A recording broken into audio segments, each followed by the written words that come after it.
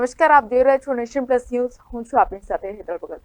વડોદરા મહાનગરપાલિકા દ્વારા ગોત્રી તળાવ પાસે પ્રધાનમંત્રી આવાસ યોજનાના મકાનો ટીપી સાઇટમાં મકાનો તથા દુકાનોનો લોકાર્પણ કાર્યક્રમ યોજાયો હતો. વડાપ્રધાન નરેન્દ્ર મોદી દ્વારા 8,000 કરોડથી વધુના વિકાસલક્ષી વિવિધ પ્રકલ્પોના લોકાર્પણ અને ખાતમુહૂર્ત કરવામાં આવ્યા હતા.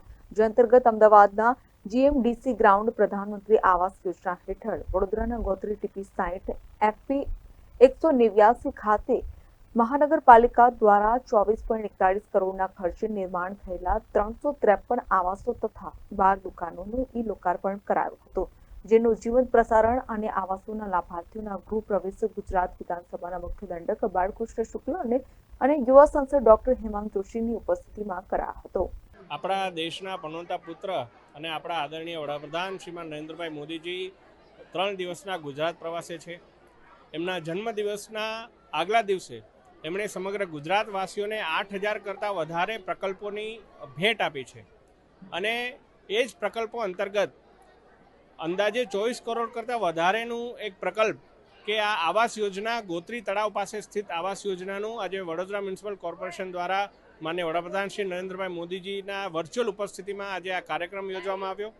અને માનનીય વડાપ્રધાન શ્રી જે દેશના ગરીબ વંચિત લોકોનું જે એક જીવનનું સ્વપ્ન હોય તો એ પોતાના ઘરનું સ્વપ્ન હોય, આ સ્વપ્ન સાકાર કરવા માટે પણ દિવસ રાત જે પ્રકારે કાર્યરત છે. આજે અમે અહીં લાભાર્થીઓ અંદાજે 353થી વધારે ઘર અને 12 જેટલા દુકાનો આ પ્રકારનું અહીંયા પ્રોજેક્ટ સ્થિત છે અને તમામ લોકોને આજે કબજા પાવતી અર્પણ કરવાનું અને લાભાર્થીઓને ગૃહપ્રવેશ કરવાનું અમને અવસર મળ્યો. જ્યારે લાભાર્થીઓ ગૃહપ્રવેશ કરતા હોય ત્યારે એમની આંખમાં એ સ્વપ્ન સાકાર થતું હોય એવી ચમક પણ અમે નિહાળી અને અમારી સાથે આપણા વિધાનસભાના મુખ્ય દંડક શ્રીમાન બાળકૃષ્ણ શુક્લજી, ધારાસભ્ય શ્રી અકોટા ચૈતન્યભાઈ અને ધારાસભ્ય શ્રી સયાજીગંજ કેયુરભાઈ અને સર્વે મહાનુભાવો પણ ઉપસ્થિત રહ્યા. આ પ્રસંગે વડોદરા મ્યુનિસિપલ કમિશનર દિલીપ રાણા, સયાજીગંજ વિધાનસભાના ધારાસભ્ય કેયુર રોકડિયા, અકોટા વિધાનસભાના ધારાસભ્ય ચૈતન્ય દેસાઈ તેમજ વિસ્તારના તેમજ અન્ય કાઉન્સિલરની ઉપસ્થિતિમાં યોજવામાં આવ્યો હતો. વિધાનસભાના મુખ્ય દંડક બાળકૃષ્ણ શુક્લ, મેયર પિંકીબેન સોની બીમાર હોવાથી જ્યારે સ્થાયી સમિતિના અધ્યક્ષ ડોક્ટર શીતલ મિસ્ત્રીને ઈજા પહોંચી હોવાથી કાર્યક્રમમાં ઉપસ્થિત રહી શક્યા ન હોવાનો નૂલો બચાવ કર્યો હતો. આજનો દિવસ એ ગુજરાત માટે અતિશય મહત્વનો દિવસ છે.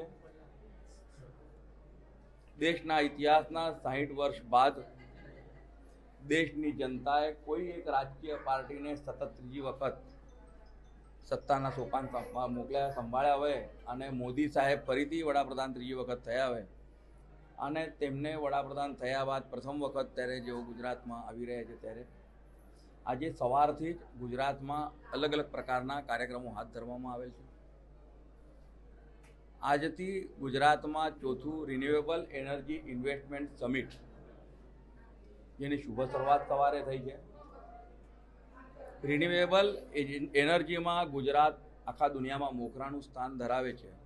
આપણે બધા જ જાણીએ છીએ કે ક્લાઇમેટ ચેન્જની બાબતમાં આખા એશિયામાં સૌ પ્રથમ વખત જ્યારે વડાપ્રધાન મોદીજી ગુજરાતના માનનીય મુખ્યમંત્રી ત્યારે ગુજરાતમાં તેમને આ એક નવા ખાતાની શરૂઆત કરીને પર્યાવરણને બચાવવા માટેની તેમને શરૂઆત કરી હતી.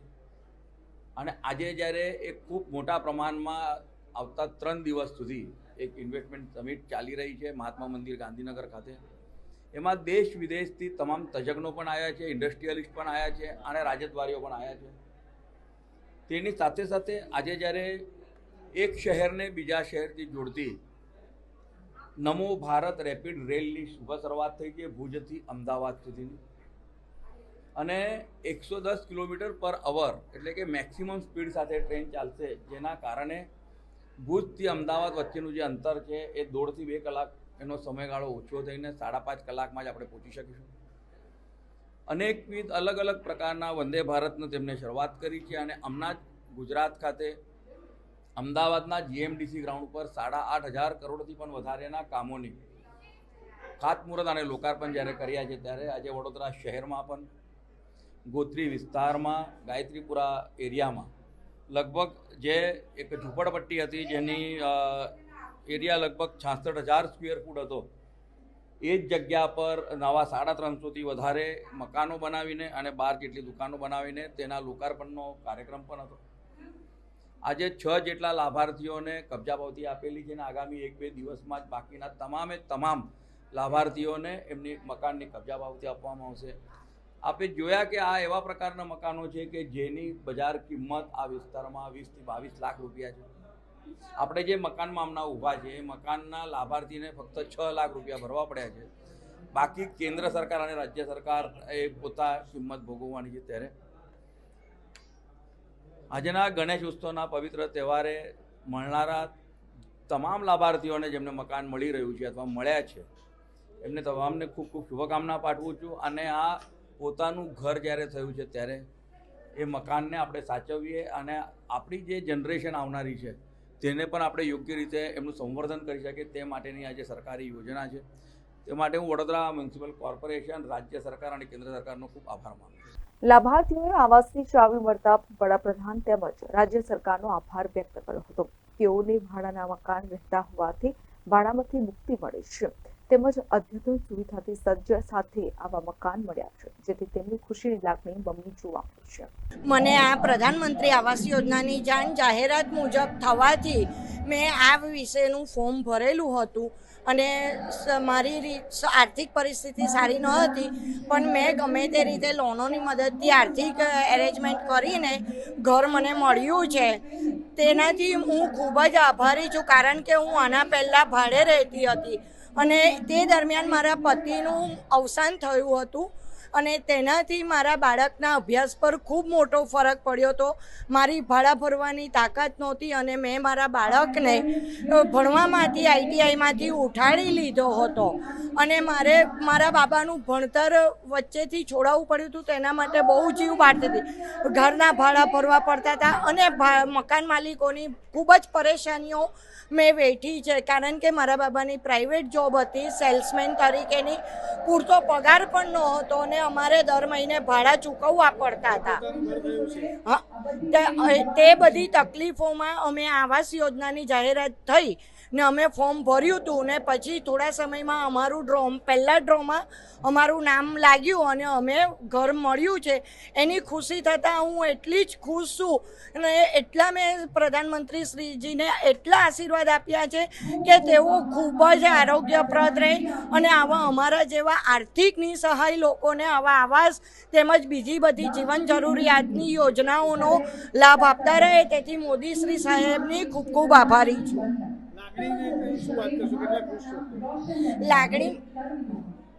લાગણી માટે તો હું એવું કહીશ કે સર, આજે મારો પગ જમીન પર નથી. મારી એવી લાગણી છે કે મને સૌથી મોટામાં મોટું ભાડામાંથી મુક્તિ મળેલ છે અને હવે અહીંયા આગળ જ્યારે અમે ઘર જોયું તો ખૂબ જ અદ્યતન સુવિધાઓવાળું હવા ઉજાસવાળું ઘર છે અને એમાં જેમ કે common plot, lift, automatic lift, fire safety, parking વ્યવસ્થા તેમજ ગાર્ડન અને સોલાર રૂફટોપની પણ સુવિધાઓ આપેલી છે.